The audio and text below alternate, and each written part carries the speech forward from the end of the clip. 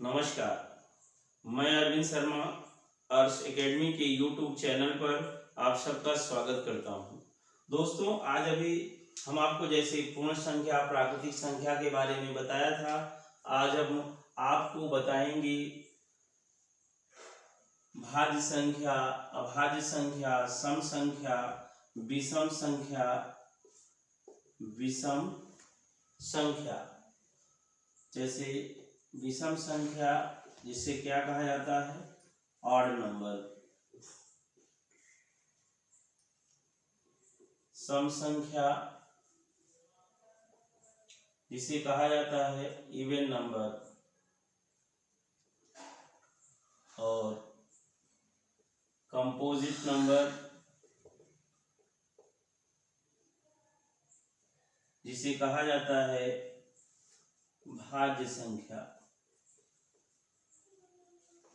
और उसके बाद प्राइम नंबर जिसे अभाज्य संख्या कहा जाता है। तो दोस्तों, एक चीज ध्यान रखना है आपको कि विषम संख्या, सम संख्या, भाज्य संख्या, अभाज्य संख्या, इन सब के बारे में जान लीजिए। ये जो ऑड नंबर है दोस्तों, ऑड नंबर का मतलब होता है विषम संख्या। जैसे विषम संख्याएं जो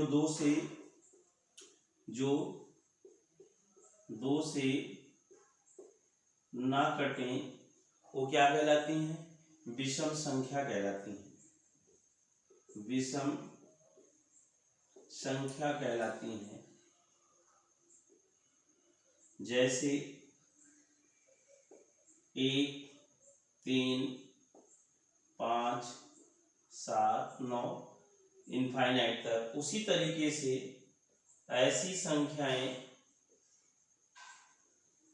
जो 2 से कट जाएं सम संख्या कहलाती हैं। क्या कहलाती हैं? सम संख्या कहलाती हैं। सम संख्या दोस्तों जैसे 2, 4, 6, 8, 10 अनंत तक। और भाज्य संख्या ऐसी संख्या जिनकी 2 से अधिक गुणनखंड होते हैं, उन्हें भाज्य संख्या कहा जाता है। उन्हें भाज्य संख्या कहा जाता है। ठीक, संख्या कहा जाता है। जैसे में आप ध्यान दीजिएगा, जैसे में भाज्य संख्या में आप लिख देते हैं ऊपर। जैसे सबसे छोटी भाज्य संख्या 4, 6, 8, 9, 10, 12 etc। ये सारी संख्याएं क्या कहलाती हैं? भाज्य कहलाती हैं। तो दोस्तों, ध्यान रखना है, प्राइम नंबर के बारे में आपको बताना है। अभाज्य संख्या ऐसी संख्याओं को कहा जाता है जिनकी केवल मात्र 2 ही गुणनखंड होते हैं, वह क्या कहलाती है? प्राइम नंबर या अभाज्य संख्या कहा जाता है। तो दोस्तों, इसको आप लोग लिख लीजिएगा नोट्स के रूप में। वीडियो को स्लो करके हम आपको आगे बताते हैं अभी।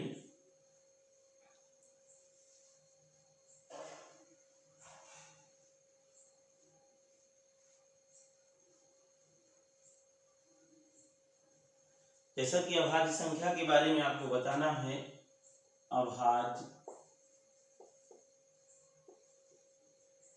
संख्या, ये अभाज्य संख्या दोस्तों ध्यान रखिएगा, ऐसी संख्या जिनकी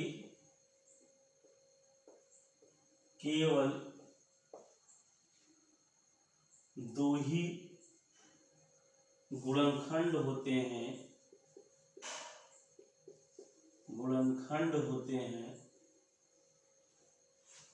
वह अभाज्य संख्या कहलाती है।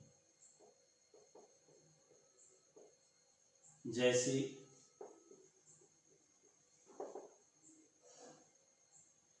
2, 3, 5, 7, 11 etc। तो दोस्तों आपने देखा कि जिसके मात्र दो ही गुणनखंड हो, दो गुणनखंड का मतलब एक एक से कटे और एक किससे कटे, क्या बोलते हैं, खुद से कटे, वही अभाज्य संख्या कहलाती है। दोस्तों एक चीज ध्यान रखना है आपको कि जो अभाज्य संख्या होती है, सबसे छोटी अभाज्य संख्या क्या होती है, 2, जो सम है। सबसे छोटी अभाज्य संख्या कौन होती है, 2 होती है, और क्या होती है, सम होती है। इसके अलावा कोई दूसरी सम संख्या जो है अभाज्य नहीं होती। लेकिन पूछा जाए सबसे छोटी विषम अभाज्य संख्या, विषम अभाज्य संख्या, विषम अभाज्य संख्या दोस्तों क्या होती है, 3 होती है सबसे छोटी।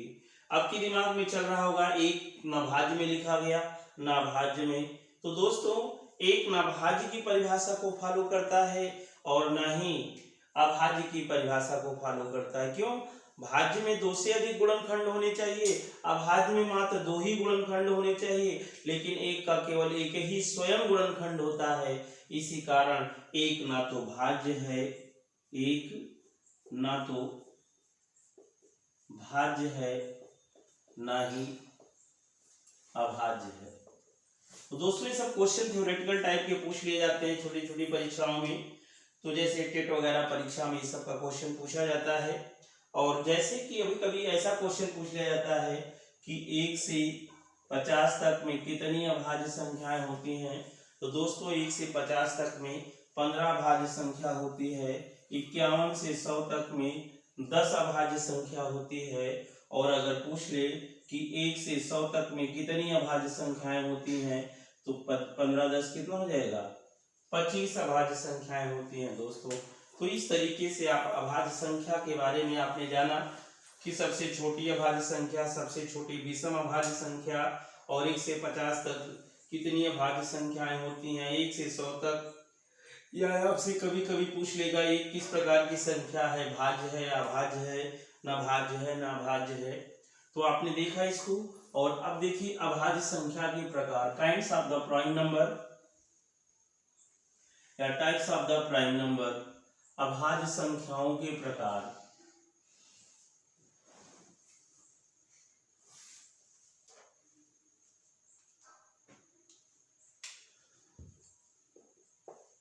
अभाज्य संख्या जिसे आप लोग ऋण संख्या भी कहते हो दोस्तों। अभाज्य संख्या यह 3 प्रकार की होती है। एक को कहा जाता है अपेक्षित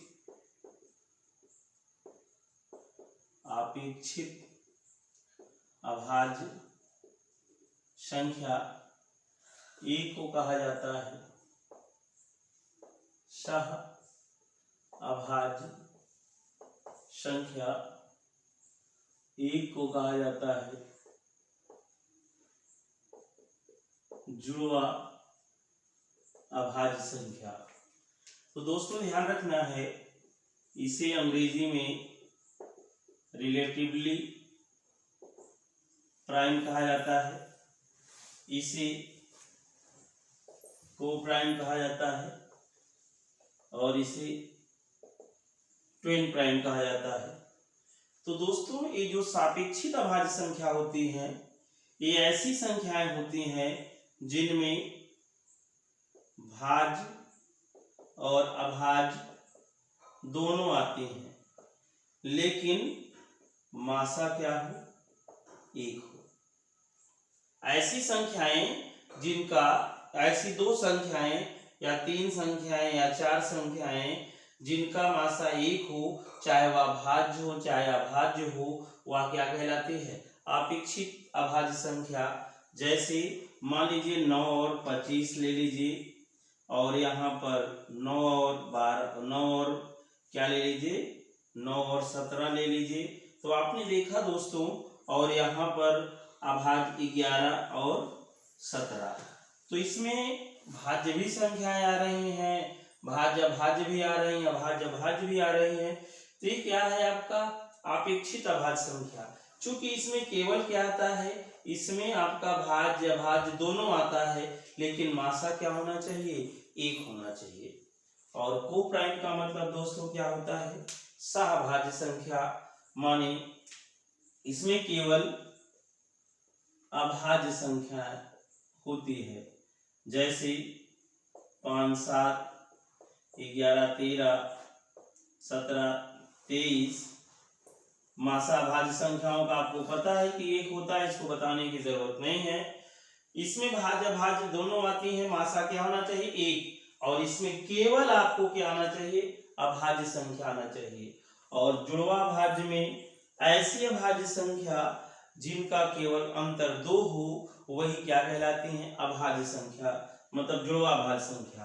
माने ऐसी दो अभाज्य संख्याएं जिनका अंतर क्या हो, 2 हो, जैसे 3 और 5, 5 और 7, 11 और 13, 17 और 19। तो इसी तरीके से दोस्तों 1 से 100 तक में 8 जुड़वा अभाज्य संख्या होती है। कितनी जुड़वा अभाज्य संख्या होती है, 8 जुड़वा अभाज्य संख्या होती है। तो अभी आपने देखा कि अपेक्षित अभाज्य संख्या, सहभाज्य संख्या और जुड़वा अभाज्य संख्या। जुड़वा अभाज्य संख्या माने अभाज्य संख्याओं का अंतर 2 होना चाहिए। को सहभाज्य संख्या में केवल अभाज्य संख्या होना चाहिए, और सापेक्षित अभाज्य संख्या में भाज्य और अभाज्य दोनों हो, लेकिन मासा क्या होना चाहिए, 1 होना चाहिए दोस्तों। तो अभी आपने क्या पढ़ा अभाज्य संख्या के बारे में कि कितने प्रकार की होती हैं। लेकिन और एक चीज इसमें कभी कभी क्वेश्चन पूछ लिया जा सकता है कि सारी सहभाज्य संख्या अपेक्षित अभाज्य संख्या हो सकती है, लेकिन सारी अपेक्षित अभाज्य संख्या सहभाज्य नहीं हो सकती है। जैसे सभी जुड़वा अभाज्य संख्या अपेक्षित अभाज्य संख्या हो सकती है, लेकिन अपेक्षित अभाज्य संख्या जुड़वा अभाज्य संख्या नहीं हो सकती है। और तीसरी चीज आपको ध्यान रखना है कि सारी जुड़वा अभाज्य संख्या सहभाज्य हो सकती है, लेकिन सहभाज्य संख्या जुड़वा अभाज्य संख्या नहीं हो सकती है। तो कुल मिला के इधर वाला इसमें हो सकता है, लेकिन इधर वाले उधर वाले में नहीं हो सकते हैं, क्योंकि कभी कभी इस प्रकार से क्वेश्चन पूछ लिया जाता है दोस्तों। तो अब आप देखिए, अब आपको बताते हैं क्लासिफिकेशन ऑफ नंबर का अंतिम संख्या है जिसे कहा जाता है पूर्णकालिक संख्या या परफेक्ट नंबर कहा जाता है।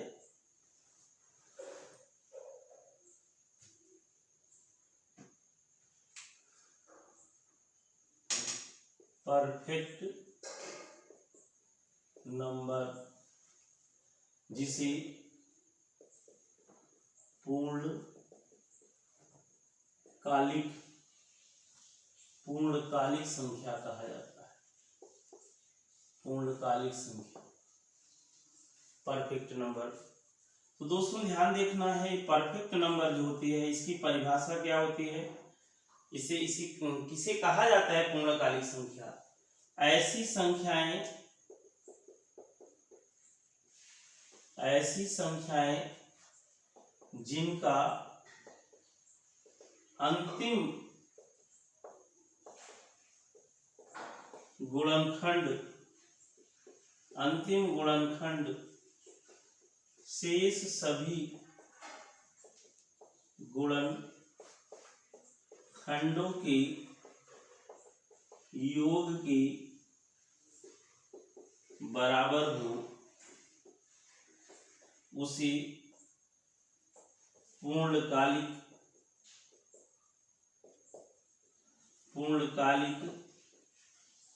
संख्या कहा जाता है।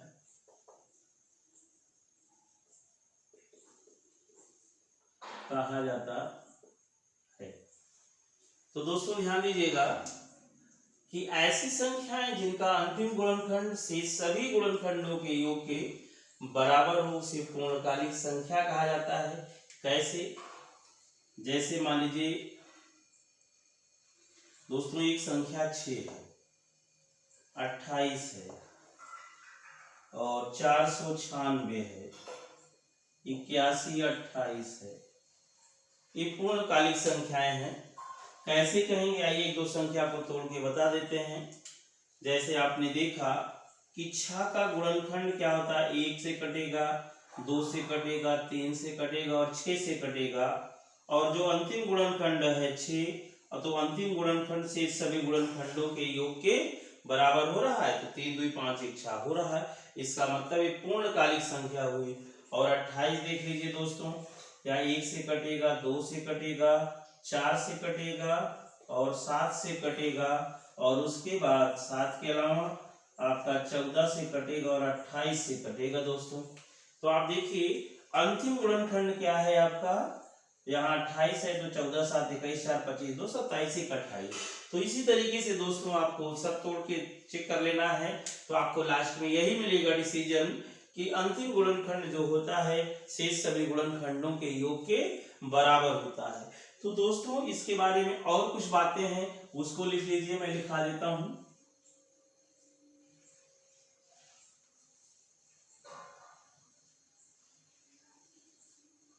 जैसे ये जो पूर्ण संख्याओं का जो गुणनखंड है,